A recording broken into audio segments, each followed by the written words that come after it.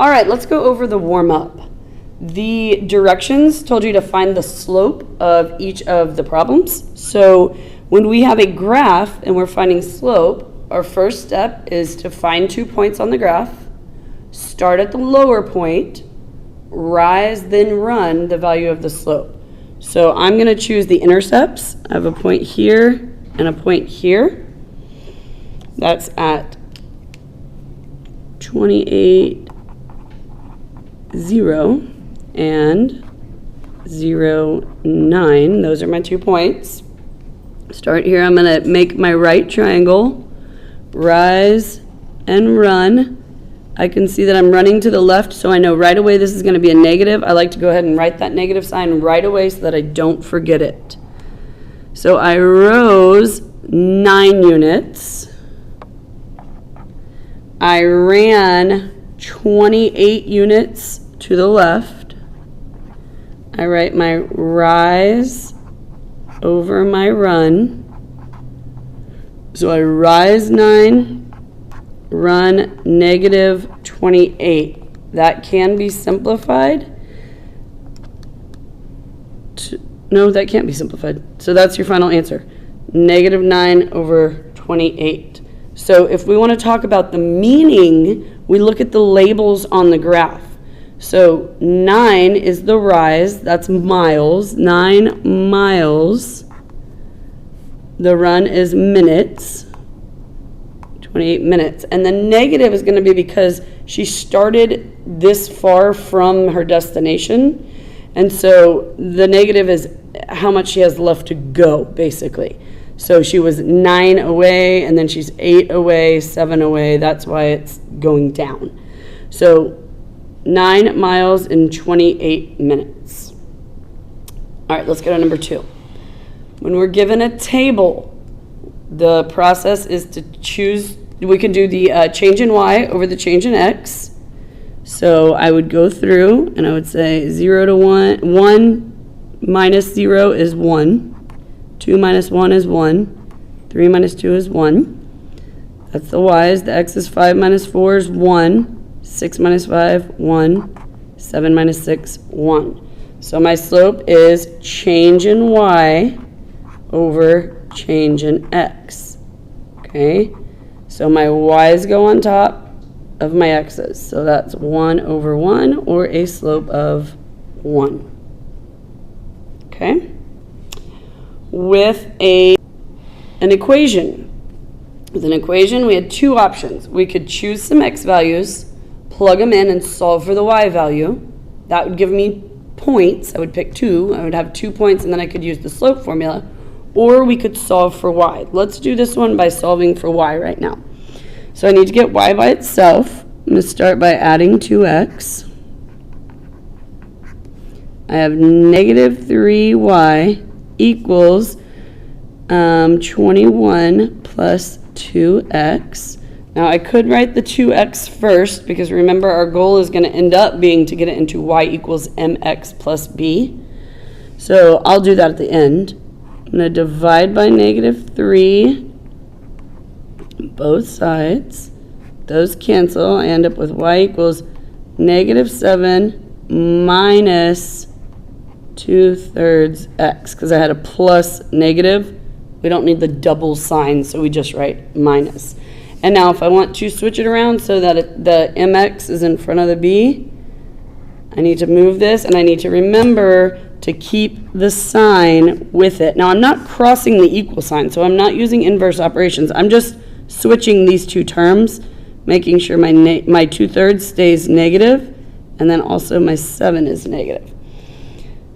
The slope is your m, or the coefficient on x. So my slope here is negative 2/3.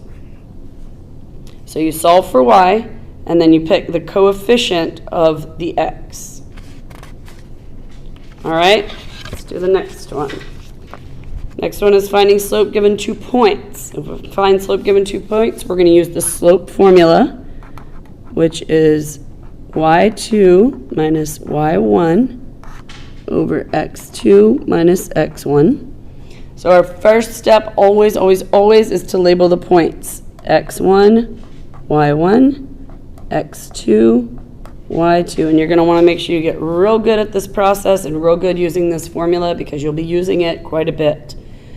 So I'm going to take my numbers and I'm going to plug them in where they belong. So here's my Y2. That's the first thing. Remember, these subscripts are not exponents. They don't mean multiply. They mean nothing mathematical. They only mean they're a label.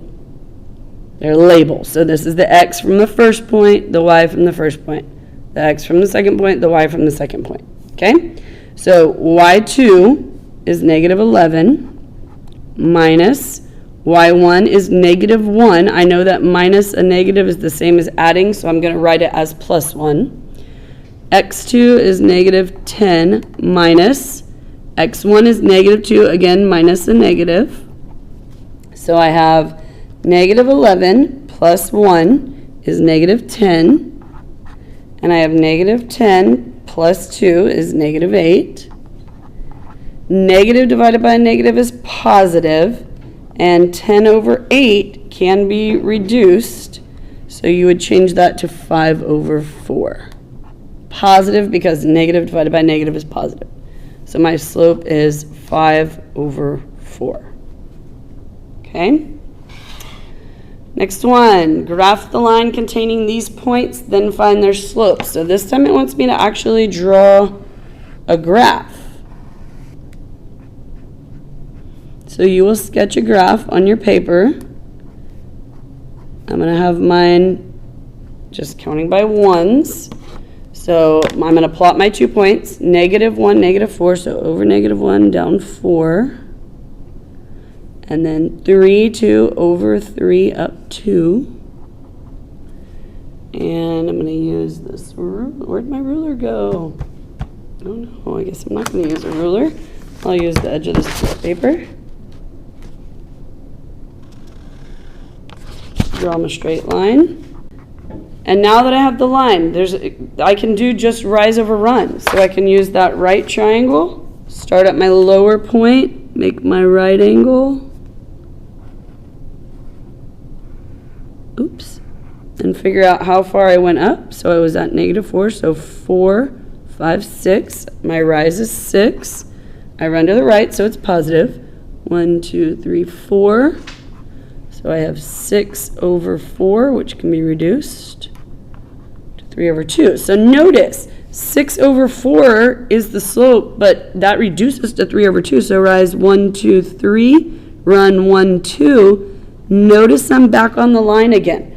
I could have this right triangle, and keep in mind, you can do the slope over and over and over. It's linear, so it's straight, so it means that it has a constant rate of change, or the same slope everywhere on the entire line. So I could go 1, 2, 3, 1, 2. There's another 3 over 2. 1, 2, 3, 1, 2. I'd be back on the line. I could do that all day long, and I would be on this line everywhere that I went. Okay? One other thing I want you to notice about these problems is almost all of them, you could use 2 points, and then you could do this process, the slope formula. So here I could have used these 2 points. I could have labeled them x1, y1, x2, y2, plugged them into the slope formula and solved. Okay? On the previous ones, the first one, I have 2 points. Again, I could have done the same exact thing. I could have done y2 minus y1 over x2 minus x1, and I would have gotten the same answer.